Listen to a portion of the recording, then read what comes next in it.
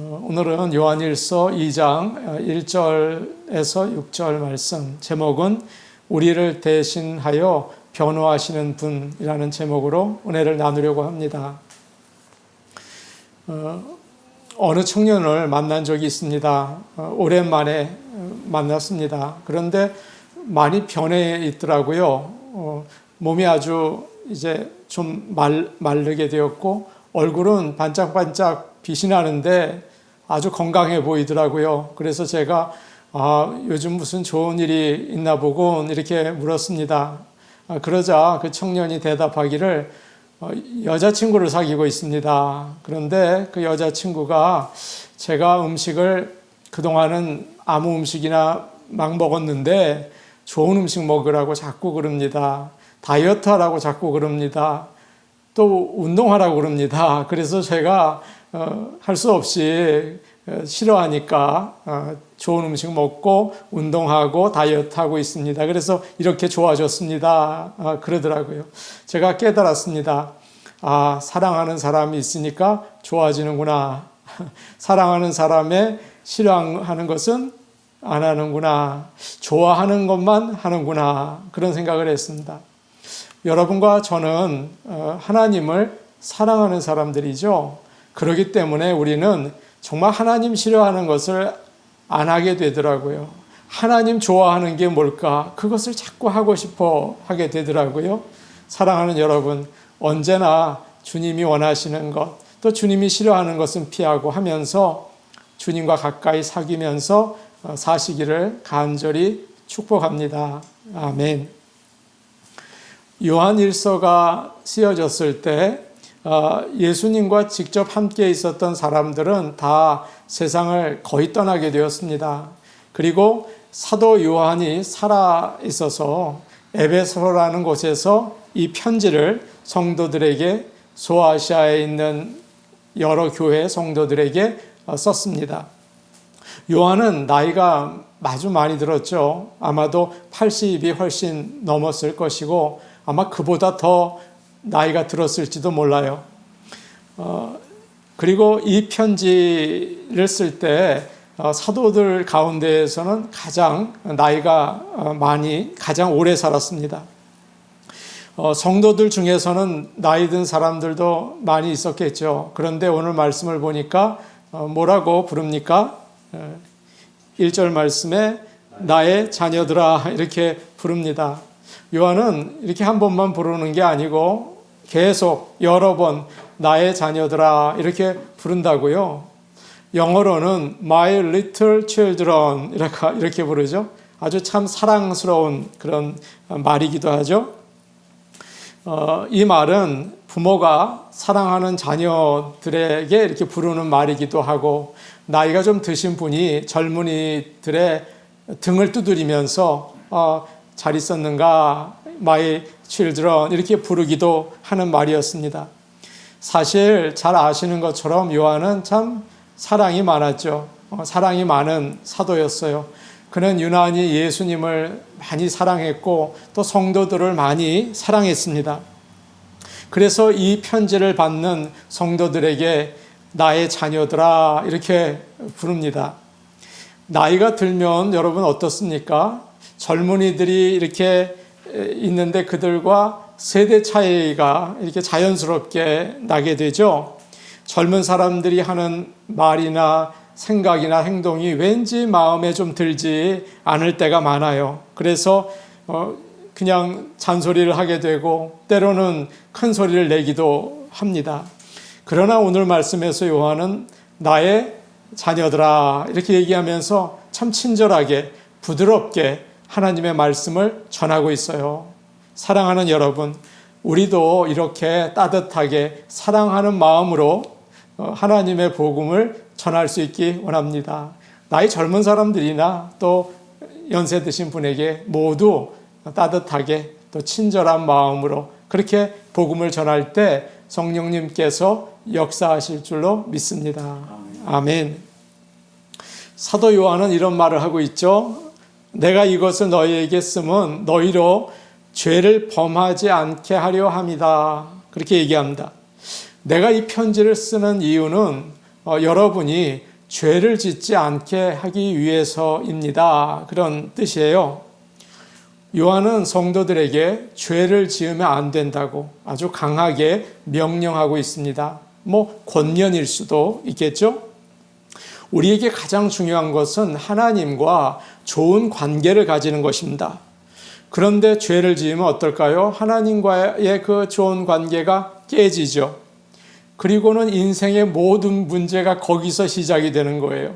나에게 이런 문제가 있다. 이런 문제가 있다. 그 원인은 사실 하나님과의 관계에 있는 것이에요. 그래서 가장 중요한 것은 내가 하나님과 어떤 관계를 가지고 있는가입니다. 우리가 하나님을 진정으로 알고 그리고 그분과 좋은 교제를 나누기 원한다면 사도 요한이 오늘 주신 말씀처럼 죄를 짓지 말라, 그런 것이죠. 죄가 무엇입니까? 하나님께서 우리에게 법을 주셨어요. 기준이죠. 기준. 그런데 그것에 순종하지 않는 것입니다. 하나님께서 우리에게 명령하시는 것이 있죠. 안식일을 거룩하게 지켜라. 네 부모를 공경하라. 거짓말하지 말아라. 간음하지 말아라. 도둑질하지 말아라. 이런 여러 가지 명령을 하셨습니다. 성경은 그 외에도 우리가 어떻게 해야 하는지, 어떻게 하지 말아야 하는지를 이렇게 말씀하셨어요. 그리고는 그 악은 어떤 모양이라도 버려라, 그렇게 또 말씀을 하셨죠. 그러나 사람들은 진리를 따르지 않고 오히려 자기 마음대로, 자기가 원하는 대로 일을 했습니다. 하고 싶은 것을 했죠. 하나님이 무엇을 원하시는지는 생각하지 않았어요. 그래서 마치 하나님은 안 계신 것처럼, 세상이 모든 것인 것처럼, 세상이 끝나면 다 끝나고 세상이 다다, 그렇게 생각했습니다. 그렇게 행동을 했습니다. 여러분, 이것이 바로 죄인 거예요. 죄는 아주 심각합니다. 하나님께서는 죄를 너무나 싫어하세요. 그래서 우리는 이것을 가볍게 여기면 절대 안 되는 것이죠. 죄는 하나님과 우리 사이를 갈라놓습니다. 그래서 우리가 아무리 눈물을 흘리면서 오래 많이 기도를 해도 하나님께서 응답하지 못하게 하시는 것이죠. 이사야 선지자는 이렇게 말했습니다. 너희 죄악이 너희와 너희 하나님 사이를 갈라놓았고 너희 죄가 그의 얼굴을 가리어서 너희에게서 듣지 않으시게 함이니라. 그런 말씀하셨습니다. 죄는 하나님이 주시는 복을 막습니다. 죄는 더럽고 악합니다. 모든 것을 비뚤어지게 하고 파괴하는 능력을 가지고 있어요. 그래서 구원의 감격과 확신이 없어지고 하나님이 주시는 기쁨과 평화도 사라집니다. 행복하지 않아요. 죄가 있으면 괴롭고 돈이 많을지는 모르겠어요. 명예가 높을지는 모르겠어요. 왜 이렇게 우울해요? 슬퍼요? 외로워요? 불안해요? 그렇기 때문에 죄를 안 짓고 산다는 것이 얼마나 중요한지 모르죠. 하나님과 올바른 관계를 갖는데 참 중요한 것입니다. 예수님은 그 죄를 없애시기 위해서 하늘 영광을 버리시고 이 땅에 정말 천하게 오셨죠. 우리의 죄를 용서하시기 위해서 모든 어려움을 다 참으셨어요. 사람들로부터 조롱받으시고 매를 맞으시고 손과 발에 못을 박히시고 십자가에서 죽으셨죠. 전부 다 우리의 죄 때문이 아닙니까? 죄가 얼마나 중요합니까? 그래서 오늘 사도 요한은 성도들에게 죄를 지으면 안 된다, 그렇게 강하게 말씀하고 있는 것입니다. 우리는 예수님을 믿고 구원을 받았습니다. 우리 안에는 예수님을 나의 구주로 고백할 수 있는 성령님께서 계십니다. 그러나 아쉽게도 우리에게는 아직 죄성이 남아있죠. 그래서 세상에 사는 동안 그러고 싶지는 않지만 자꾸 죄를 짓잖아요. 아무리 열심히 예배를 드려도, 밤새 기도를 해도 그렇게 되는 것입니다. 젊은 사람이나 나이 든 사람이나 믿음이 좋은 사람이나 믿음이 약한 사람이나 목회자들이나 평신도들이나 모두 모두 죄를 져요. 그러니까 어떤 사람들은 이런 생각을 합니다. 우리는 모두 죄인이야. 죄를 안 지을 수가 없어. 그래서 다 똑같아. 그러니까 죄를 져도 괜찮아. 이렇게. 그래서 거리낌이 없어진 거죠. 죄를 두렵게 생각하지 않은 거예요. 또 어떤 사람은 이런 생각을 합니다. 죄를 좀 지었다고 큰일 난 것처럼 그렇게 걱정하지 마. 우리는 하나님을 믿잖아. 그러니까 예수님을 믿으니까 하나님께서 모든 죄를 용서해 주셔. 그러니까 괜찮아. 그러면서 죄 짓는 것을 가볍게 생각해요. 정말 우리는 마음대로 죄를 져도 괜찮은 것입니까? 아닙니다. 여러분 그렇지 않아요. 그건 잘못된 생각이죠. 그래서 세상에 지금 죄가 많죠? 예, 그러면 안 되는 것입니다. 왜 예수님께서 십자가를 지셨나요? 너희가 아무리 죄를 지어도 다 용서해 줄 테니까 걱정하지 말아라. 내가 십자가에서 죽었잖아. 그러니까 너 마음대로 죄를 지어도 내가 용서해 줄게. 그래서 주님이 십자가에 돌아가셨습니까? 성경에는 어디도 그런 말씀이 없어요. 주님께서 십자가에서 돌아가신 이유는 우리를 모든 죄에서 깨끗하게 하셔서 선한 일에 열심을 내는 자기의 백성을 되게 하려 하심이라, 이렇게 디도서 2장 14절은 말씀하고 있습니다. 제가 다시 말씀드리는 게 좋겠죠? 예수님이 십자가에서 돌아가신 이유는 우리를 모든 악에서 깨끗하게 하셔서 선한 일을 열심히 하는 자기 백성이 되게 하려 하심이라. 아멘. 주님이 십자가를 지신 것은 죄로부터 우리를 구원하고 예수님을 따라 사는 새로운 생명을 주시기 위한 것입니다. 여러분, 이렇게 귀한 주님의 십자가를 그저 죄를 용서받는 정도에서만 이렇게 제한해 두지 마시고, 하나님을 기쁘시게 하며 살기 위해서로구나 아시고 죄를 버리고 주님을 따라 사시는 우리 모두가 되기를 축복합니다. 아멘. 큰 공장이 있었습니다. 그런데 그 공장에는 진료소가 있었어요. 조그만 병원이죠. 그래서 그 공장에서 일하는 사람들이 갑자기 사고를 당하거나 아프게 되면 곧바로 치료를 받을 수 있도록 그 진료소를 만들어 두었습니다. 그 진료소가 있는 것은 일꾼들이 조심하지 않고 마음대로 일해도 된다. 아파도 괜찮다. 다쳐도 좋다. 그런 뜻이 아니죠. 다치지 마라. 조심해라. 절대 다치면 안 된다. 혹시 그러다가 사고가 날 때, 그럴 때가 있는데 그럴 때 걱정하지 말라. 이곳에 오면 빨리 치료해 주겠다. 그런 뜻이죠. 예수님께서 십자가에 달리신 것도 마찬가지예요. 마음대로 죄를 져도 괜찮다. 큰 죄를 져도 용서받는다. 그게 복음이다. 그런 뜻이 아니에요. 죄를 짓지 않도록 늘 조심하며 주님 따라가자. 그런 의미가 담겨져 있는 것입니다.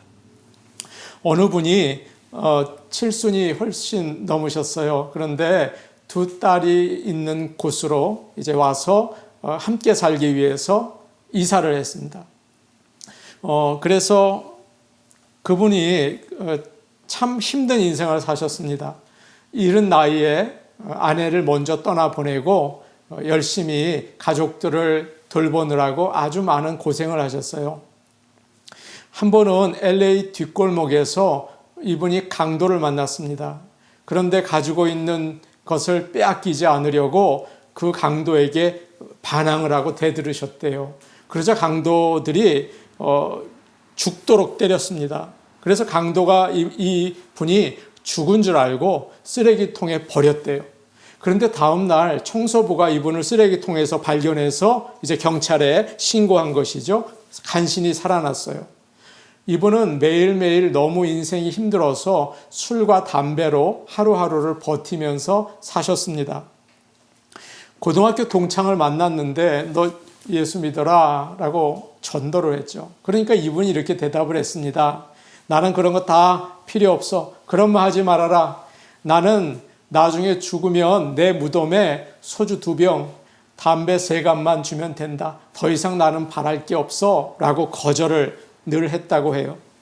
그는 매일 담배 3갑, 소주 2병 먹으면서 하루하루를 버티면서 인생을 살았죠. 그에게는 소주 2병과 담배 3갑이 바로 하나님이었던 거예요. 인생을 살 수 있는 힘, 버틸 수 있는 그런 도움이 되었던 것입니다. 그런데 믿음 좋은 2딸이 늘 아버지를 위해서 기도했습니다. 아버지, 우리 교회 갑시다. 그러나 안 가겠다고 이제 들은 척도 하지 않았죠. 그런데 어느 날 마음의 변화가 생겼습니다. 그래, 내가 딸들이 그렇게 원하는데 그들의 마음을 좀 들어주자. 그렇게 생각이 됐습니다. 그리고 사람들이 무엇 때문에 그렇게 교회에 열심히 가는지 궁금했죠. 그래서 교회에 나가게 되었습니다. 예배에 처음 나온 날 그분은 무엇인가에 붙들리게 되었습니다. 그래서 예수를 믿기로 했죠. 그리고 반년이 지난 다음에 처음으로 이제 세례를 받게 되었습니다. 세례를 준비하면서 그의 마음에 큰 변화가 생겼습니다. 이제 내가 하나님을 믿어야 되는데 믿는다면 제대로 믿어야지 할 것이 아닌가. 평생 생명처럼 붙잡고 있던 술과 담배를 끊어야겠다. 그런 생각이 들었습니다.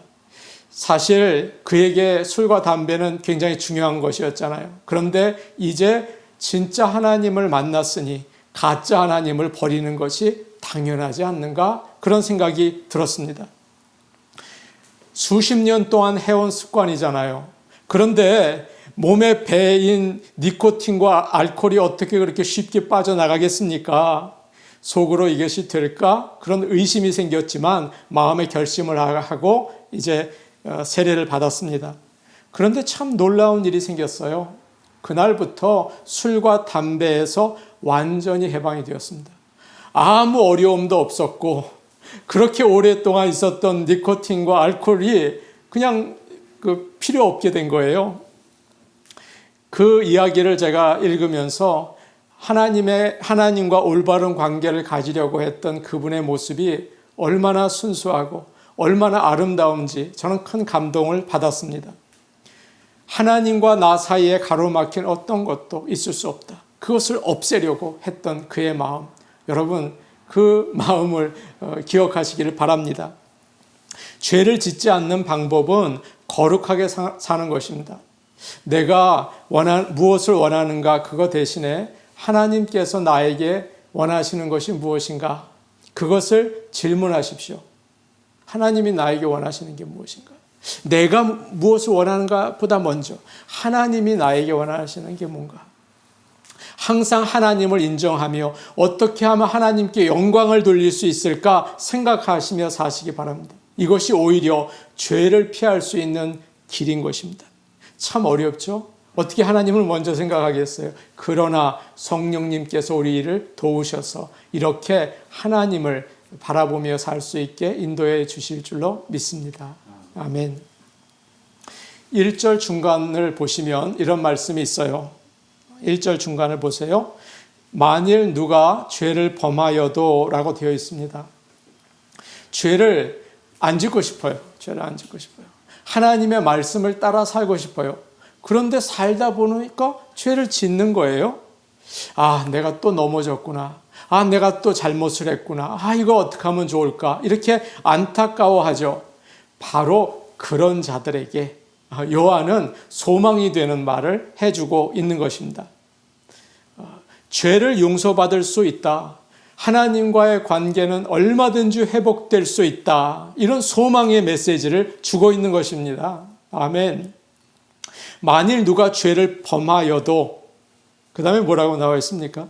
아버지 앞에서 우리에게 대언자가 있으니 곧 의로우신 예수 그리스도시라. 아멘. 많은 사람들은 하나님이 사랑이시잖아요. 그렇기 때문에 하나님께 그냥 나가서 하나님 저 잘못했습니다. 용서해 주세요. 고백하고 회개하면 용서를 해 주신다. 이렇게 생각하죠. 그렇게 생각해요. 그러나 오늘 말씀을 보면 그렇지 않아요. 하나님께 어떻게 용서받을 수 있습니까?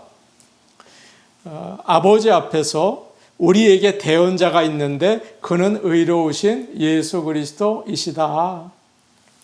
예수님을 통해서만 죄에서 용서받을 수 있다는 거예요. 하나님 앞에 나가서 하나님 제가 잘못했는데 용서해 주세요. 그 방법은 안 되는 방법이에요. 오늘 말씀을 보니까 우리가 죄에서 구원을 받고 하나님께 가까이 나갈 수 있도록 도우시는 분이 계신데 그분은 바로 오직 예수 그리스도이십니다. 다른 방법은 없는 거죠. 예수님은 어떻게 우리를 죄에서 용서하십니까? 그 과정이 오늘 말씀에 나와 있는데요. 그는 우리의 대언자이시다. 대언자가 누구입니까? 다른 사람을 대신하는 그런 사람이죠. 법정에서 다른 사람의 문제를 가지고 그 사람을 변호해 주는 사람. 요즘 말로 변호사, 로요 이렇게 생각할 수가 있을 것입니다. 보통 우리는 잘못을 하면 누가 잘못을 하면 친한 사람들도 이상하게 생각을 하죠. 그리고 저 사람 참 잘못했다. 그리고 손가락질도 하고 등을 돌리게 됩니다. 그런데 우리가 정말 큰 잘못을 했을 때 나의 편이 되어주는 사람이 있습니까? 그런 사람이 있다면 여러분 얼마나 고마워요. 얼마나 참 고마워요. 얼마나 좋아요. 어느 분이 이런 얘기를 했습니다. 어릴 때 무슨 잘못을 하잖아요. 깨뜨리거나 이렇게 잘못을 하면 아버지 어머니가 아주 혼을 냈대요. 너무 무서웠대요. 그래서 무슨 잘못을 하고 나서는 너무 두려워서 있었는데 항상 할머니가 훌륭한 대언자가 되어주셨다는 거예요. 막 혼내려고 그러면 얘가 안 그랬다. 얘는 그럴 애가 아니다. 애가 그럴 수도 있지. 그거 가지고 그렇게 화를 내고 애를 혼을 내니? 그러면 안 되지. 라고 이 손주를 감싸고 변호해 줬다는 거예요. 그래서 학교 갔다 오면 제일 먼저 할머니 계시나? 할머니가 계시면 마음이 편안하고 할머니가 없으면 불안하고 이제는 할머니가 너무 그립다고 할머니 정말 보고 싶다고 그렇게 얘기하는 것을 들었습니다. 아마 여러분도 비슷한 경험을 하셨을 거예요. 어느 분은 사업을 하다가 부도를 내고 이제 망하셨어요. 그런데 그 부도를 내니까 자신이 그렇게 불쌍하고 비참해 보이더랍니다. 도둑 맞고 사고 당한 거와 다르더래요. 도둑 맞고 사고 당하면 불쌍해 보이잖아요. 그런데 이제 사업을 하다가 망하니까 도둑놈이 순식간에 되고 또 사기꾼이 되더라는 거죠. 사람들에게 손가락질을 받는 정말 어느 누구도 나를 인정해 주지 않는 불쌍한 처지가 된 거예요. 아무도 내 편이 되지 않고 심지어 부모와 형제들까지도 외면하는 그런 외롭고 힘든 시간이 되었어요. 그런데 그때 찾아오신 분이 계셨습니다. 바로 예수님이셨어요. 그리고는 그의 편이 돼 주셨어요. 잘 될 때보다 더 따뜻하더래요. 괜찮아. 다 어려움을 통해서 크는 거야. 아무 꾸중도 안 하시더랍니다. 그래서 그렇게 외로웠는데 큰 위로와 격려를 주셨어요. 이렇게 여러분 이분들의 말처럼 예수님은 우리 편이십니다. 그리고 우리가 주님을 의지하고 믿을 때 언제든지 우리를 대신해서 하나님께 변호해 주십니다.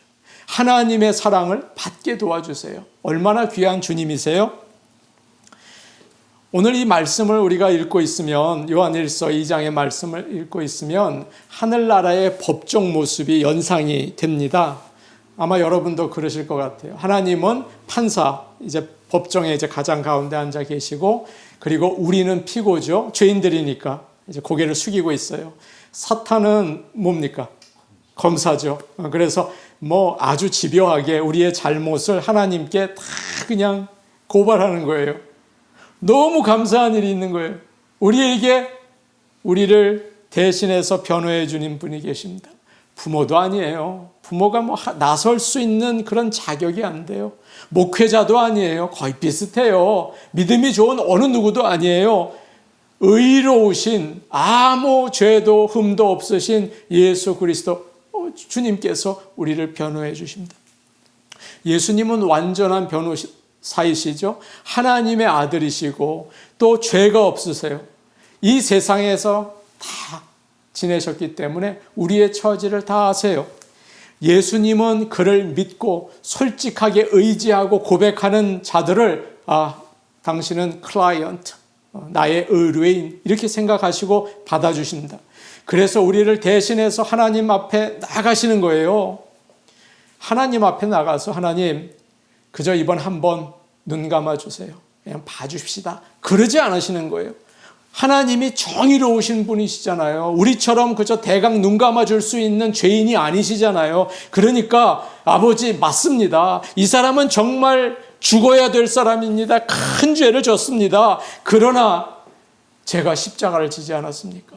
이 사람의 죄를 대신해서 죽지 않았습니까? 제가 그 모든 벌을 다 받지 않았습니까?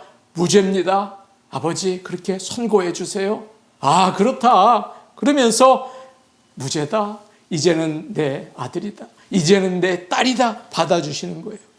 그렇게 하나님께서 따뜻하게 맞이해 주게 된 거예요. 여러분 얼마나 감사한 분입니까? 예수 그리스도는 우리의 유일한 희망이고 구세주이시고 우리의 대언자가 되시는 분이세요. 나 행한 것 죄뿐이니 이런 찬송이 있죠. 내가 행한 것 정말 하나님 마음 아프게 한 것밖에는 없어요. 정말 부끄러워요. 그러나 예수님을 진정으로 믿으면 모든 죄가 용서받고 깨끗하게 된다니 이것처럼 감사하는 일이 어디 있습니까? 대언자가 되시는 예수님, 나의 모든 것 다 얘기하세요. 다 내어놓으세요. 아주 좋은 변호사이세요. 그러면 그는 미쁘시고 의로사 우리 죄를 사하여 주시며 우리를 모든 불의에서 깨끗하게 해 주십니다. 아멘. 어느 노인이 있었습니다. 근데 이 노인은 예수님을 잘 믿으려고 했는데 기도하는 게 그리 힘들더랍니다. 평생 예수를 믿었는데 제일 힘든 게 기도하는 거예요.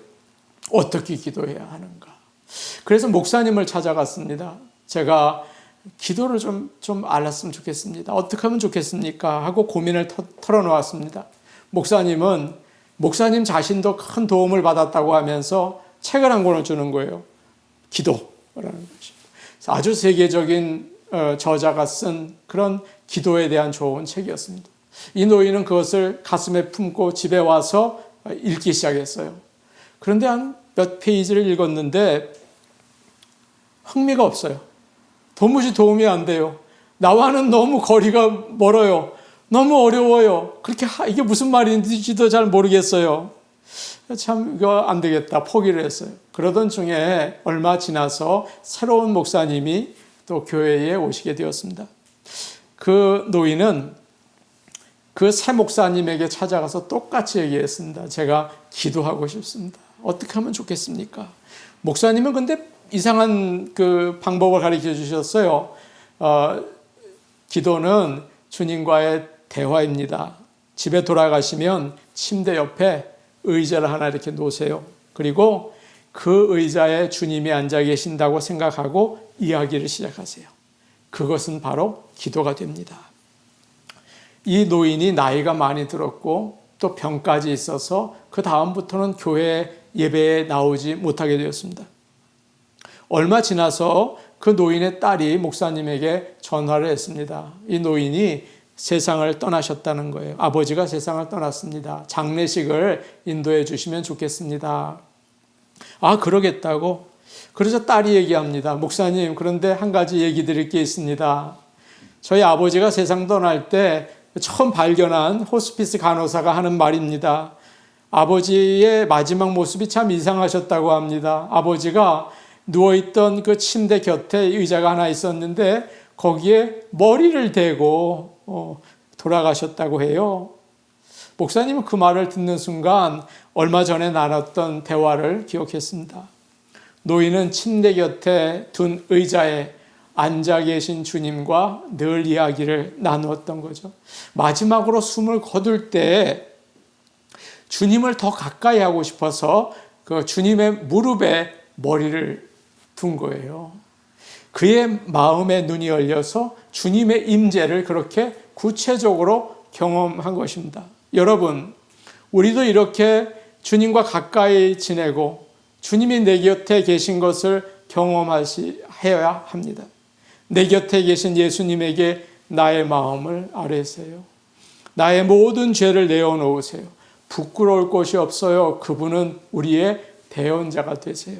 우리를 가장 잘 아시고 또 사랑하시는 분이에요. 오늘도 예수님에게 나의 마음을 다 내어놓고 하나님께 나갈 수 있는 우리 모두가 되기를 간절히 축복합니다. 아멘. 우리는 크리스천입니다. 우리 크리스천이죠. 그리스도인입니다. 우리가 알아야 할 것, 꼭 알아야 될 게 무엇입니까? 예수 그리스도입니다. 예수 그리스도는 어디서 태어나셨습니까? 베들레헴에서 태어났죠. 그는 무슨 일을 했습니까? 목수였죠. 그는 어떤 기적을 행했습니까? 오병이어의 기적을 행했죠. 그거 잘 아시죠? 그런 게 아는 게 아니라고 제가 말씀드렸죠. 아는 것은 가까이 지내는 거예요. 그분에게 도대체 어떤 얘기를 하세요? 그분으로부터 어떤 하나님의 말씀을 들으세요? 어떤 사람은 이제 나이가 들어서도 예수님을 정말 잘 알고 싶어서 신학을 공부하세요. 그래서 제가 신학교에 가서 강의를 하다 보면 교인들 중에서 여러분들이 오셔서 강의를 들으세요. 신학을 해야겠다. 내가 예수님을 좀 더 알아야겠다. 배우고 싶다. 그래요. 그런데 공부를 하다 보면 꼭 부딪히는 게 있습니다. 이걸 가지고 예수님을 아는 게 다가 아니구나. 참 부족하구나. 답답하구나. 누구나 거기에 부딪히거든요. 그래서 이번에 가는 단계가 있어요. 그래, 신비로운 체험을 내가 좀 해서 예수님을 알아야겠다. 그래요. 내가 불덩이를 좀 받아야겠고 하늘나라의 신비로운 곳을 보아야겠다. 다 좋은 거죠. 신학교에 가는 것도 참 좋은 거예요. 예수님을 알기 위해서. 그리고 이렇게 큰 체험을 하는 것도 그것이 올바른 성령의 역사라면 좋은 거죠. 그거 다 하는 거예요. 그런데 그거 하다가도 좀 이렇게 그래요. 그런데 여러분, 오늘 말씀을 주시는 사도 요한은 어떤 분입니까? 여러분이 잘 아시는 것처럼 대단히 신비로운 체험을 하신 분이죠. 그렇죠. 환상을 보고 하늘나라의 비밀을 다 알았잖아요. 그래서 요한계시록을 쓰지 않았습니까? 그런데 그가 오늘 예수님을 알기 위해서 뭐라고 얘기하고 있습니까? 바울처럼 신학을 공부해라. 나처럼 신비로운 체험을 해라. 그렇게 얘기를 하십니까? 오늘 말씀 3절과 4절 우리 같이 보겠습니다. 3절과 4절입니다. 시작. 우리가 그의 계명을 지키면 이로써 우리가 그를 아는 줄로 알 것이요 그를 아노라 하고 그의 계명을 지키지 아니하는 자는 거짓말하는 자요 진리가 그 속에 있지 아니하되. 예수님께서는 어떤 그 사람들에게 내가 너희를 도무지 알지 못한다 이렇게 말씀하신 적이 있으셨어요. 여기서 안다는 말은 친하지 않다. 내가 너희와 친한 적이 없다. 그런 거죠. 그들은 아니라고 얘기했어요. 우리는 주님을 매번 주여 부르면서 다녔습니다. 그랬죠. 그러나 실제로 그들은 주님의 말씀을 지키지 않았습니다. 그러다 보니까 형식적으로 부른 것이었죠. 주님과는 친하지 못했던 것이죠. 주님을 알지 못했던 거예요. 예수님을 정말 안다는 증거는 그의 말씀에 순종하는 것입니다. 20년, 30년 믿는 게 아닙니다. 내가 성경을 잘 알고 다 알아요. 그것도 아닙니다. 내가 너를 알지 못한다예요. 사람들이 예배 시간에 열심히 주여라고 하고 아멘이라고 대답하고 열심히 봉사하죠. 그러나 그것이 하나님의 자녀라고 증명해 주지는 못하는 것 같아요. 죄를 범하지 않는 거죠. 다른 말로 바꾸면 하나님 말씀에 순종하는 거예요. 똑같은 거 아닙니까? 하나님 말씀에 순종하는 거와 죄를 짓지 않는 것은 같은 거잖아요. 주님을 깊이 사귀는 우리가 되기 원합니다. 그러기 위해서 하나님이 무엇을 원하시는가 늘 생각하며 그가 싫어하는 죄는 좀 전에 우리가 나눴던 그 세례받은 노인처럼 내가 그것은 하지 않겠다. 주님이 싫어하는 것, 난 정말 이번 주님을 믿는데 제대로 믿어보겠다. 그런 결심이 필요한 거죠. 그래서 주님을 사랑하며 주님을 알며 친하게 지내며 정말 하나님이 기뻐하시는 인생, 왜 주님이 십자가를 지셔야 하는지 깨달은 인생 되기를 간절히 축복합니다. 아멘. 우리 같이 기도하시겠습니다. 사랑과 은혜가 많으신 아버지 하나님 감사합니다. 주님을 믿노라 얘기하지만 주님의 말씀에는 게을렀습니다. 또한 나는 무엇을 원하는가? 나의 인생은 무엇인가? 나는 어떻게 살아야 하는가? 모든 것의 주인은 나였습니다. 아버지 하나님 용서하여 주시고 하나님이 무엇을 원하시는가? 하나님이 기뻐하시는 건 무엇인가? 예수 그리스도가 나의 대언자인데 주님께 나는 무엇을 고백해야 하는가? 주님을 내가 사랑하고 있는가? 늘 돌아보며 살 수 있도록 정말 구원받은 자로서 성령 받은 자로서 주님과 가까이 지낼 수 있기를 원합니다.